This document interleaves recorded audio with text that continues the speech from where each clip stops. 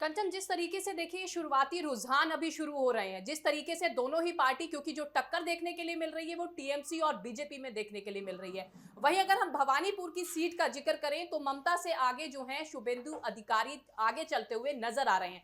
तो क्या लग रहा है, बीजेपी ने अभी से ढोल नगाड़े वहां पर शुरू कर दिए हैं, क्योंकि बीजेपी लगातार ये दावा कर रही है कि अब की बार पश्चिम बंगाल में एक बड़ा बदलाव होने जा रहा है। तो क्या लग रहा है, क्योंकि इससे पहले भी अगर हम जिक्र करें शुभेंदु अधिकारी का, तो लगातार वो बंगाल में जो है एक्टिव मोड में नजर आते हैं। क्या लग रहा है कि ममता दीदी को आज पीछे छोड़ते हुए नजर आएंगे?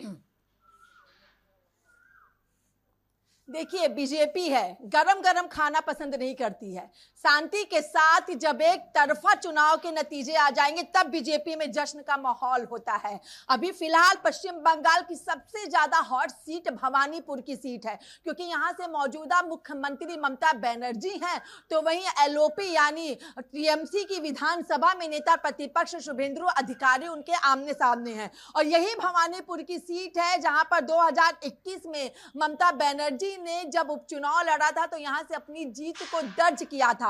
और इस बार शुभेंदु अधिकारी एक नहीं बल्कि दो जगहों पर अपनी चुनावी बाजी को लगाए हुए हैं। लेकिन अभी फिलहाल क्योंकि कई जगह के अलग अलग वहां पे रुझान आने हैं, तो कहां एक में बढ़त होने से बीजेपी जश्न नहीं मनाएगी, बल्कि जब पूरी तरीके से सीट पर बीजेपी का कब्जा हो जाएगा तब बीजेपी में जश्न का माहौल बनता हुआ साफ तौर पर दिखाई देगा। क्योंकि अभी रुझान आ रहे हैं, रुझान आना और नतीजे क्लियर हो जाना, दोनों में प्रिया बहुत फर्क होता है। अभी रुझानों के आधार पर बीजेपी जश्न नहीं मनाएगी, लेकिन हाँ, अगर भवानीपुर सीट बीजेपी जीत जाती है, यानी शुभेंदु अधिकारी भवानीपुर की सीट जीत जाते हैं और ममता बनर्जी वो सीट हार जाती हैं, तो जाहिर सी बात है कि बीजेपी में एक अलग ही तस्वीर जरूर देखने को मिलेगी। लेकिन अगर वहीं पर हम जिक्र कर लेते हैं कि पश्चिम बंगाल को लेकर के या फिर क्या कुछ अलग और तस्वीर बीजेपी में बदलती हुई दिखाई देती है, तो जाहिर सी बात है कि अभी बीजेपी थोड़ा सा इंतजार करेगी और रुझानों का इंतजार करेगी और उसके बाद अलग तरीके की तस्वीर यहाँ पे देखने को मिलेगी। लेकिन इतना तो तय है,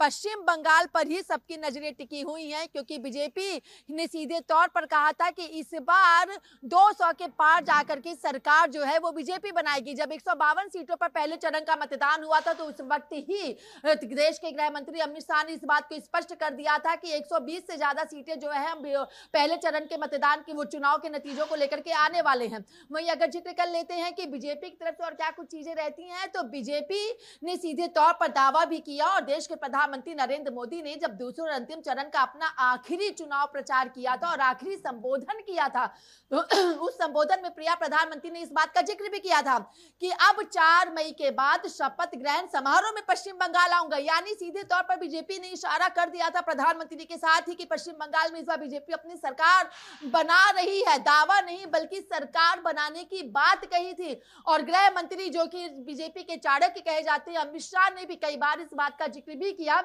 और जिस तरीके से बीजेपी आश्वस्त हो रही थी, कॉन्फिडेंट के साथ लगातार मैदान में डटी हुई थी, और चाहे स्ट्रांग रूम की वीडियो वायरल होने का जिक्र कर लिया जाए या फिर जब वहां पे झड़प हो रही थी उसका जिक्र कर लिया जाए, और मतलब चुनाव आयोग ने जिसको ऑब्जर्वर युक्त किया था उसका जिक्र कर लिया जाए, जो आईपीएस है उत्तर प्रदेश के, तो तमाम तरीके से बीजेपी ने वहां पे पहले ही सब चीजों को कर लिया है। क्योंकि इस बार का चुनाव बीजेपी ने साफ तौर पर कहा है कि इस बार का चुनाव बीजेपी वर्सेस टीएमसी नहीं है, बल्कि ममता बनर्जी टीएमसी वर्सेस जनता का चुनाव इस बार वहां पर हो रहा है। अब देखना होगा, इंतजार करना होगा प्रिया, उसके बाद तस्वीर बदलेगी। लेकिन अगर तस्वीर बदलती है, पश्चिम बंगाल में सत्ता परिवर्तन होता है, तो जाहिर सी बात है कि एक अलग ही माहौल, एक अलग ही दिशा देखने को मिलेगी। क्योंकि जब 14 नवंबर को बिहार के चुनाव के नतीजे आए और नतीजे आने के बाद पूरी तौर पर वहां पे एनडीए ने अपने बहुमत के साथ सरकार बनाई, तो इसे बीजेपी के राष्ट्रीय कार्यालय में कहा गया था बिहार तो एक झांकी है, पश्चिम बंगाल अभी बाकी है। यानी अगर पश्चिम बंगाल में बीजेपी अपनी सरकार बना लेती है तो देश के अभी भी आधे से ज्यादा जगहों पर बीजेपी की सरकार है। लेकिन पश्चिम बंगाल एक बहुत बड़ा लक्ष्य बीजेपी के लिए है। 2021 का चुनाव हारने के बाद बीजेपी ने उसी वक्त से वहां पे अपनी सरकार बनाने की जो कवायद है, जो तैयारियां हैं, जो धरातल पर युद्ध को लेकर के वहां पे तैयारी, उन सारी चीजों की उन्होंने वहां पे तैयारी शुरू कर दी थी। और आज इंतजार है नतीजों को लेकर के कि आखिर पश्चिम बंगाल को लेकर क्या कुछ तस्वीर बदलती है। क्या भगवा में पश्चिम बंगाल होता है, क्या भगवा में पश्चिम पश्चिम बंगाल रंगा जाता है और जो कहा जाता है सोनार, बंगाल सोनार, बंगाल सोनार, वो चीजें कैसे बदलती है। और माँ माटी मानुस का संकल्प लेकर के जो बीजेपी लगातार वहां पे प्रचार प्रसार की है, क्या माँ माटी मानुस को जनता वहां पर चुन करके लाती है, किस तरीके से स्थिति बदलती, कई तरीके के सवाल है, लेकिन इंतजार करना होगा। और बीजेपी जल्दबाजी नहीं करेगी, बल्कि और देखिए मैं आपको बीजेपी के राष्ट्रीय कार्यालय की तस्वीर दिखा दूं। यहाँ पे सुरक्षा के लिहाज से जो है वो जो सुरक्षा के लोग हैं वो यहाँ पे मौजूद भी हैं, और उनके हाथों में आप देख लेंगे तो चीजें भी। अपने कैमरामैन सहयोगी हिमांशु से कहूंगी कि थोड़ा जूम करके भी वो तस्वीरें हमारे दर्शकों को दिखाए जो बीजेपी के राष्ट्रीय कार्यालय में तैयारियों को लेकर, सुरक्षा को लेकर के शुरू हो चुकी है। यानी बीजेपी आश्वस्त है, लेकिन जनता जनार्दन है। जनता क्या जो सोच करके रखी है उसका इंतजार अभी बीजेपी करेगी, और उसके बाद बीजेपी के इसी राष्ट्रीय कार्यालय की एक अलग तस्वीर भी होगी जो हम अपने दर्शकों को सीधे बीजेपी के कार्यालय से दिखाते हुए दिखाई देंगे। जी।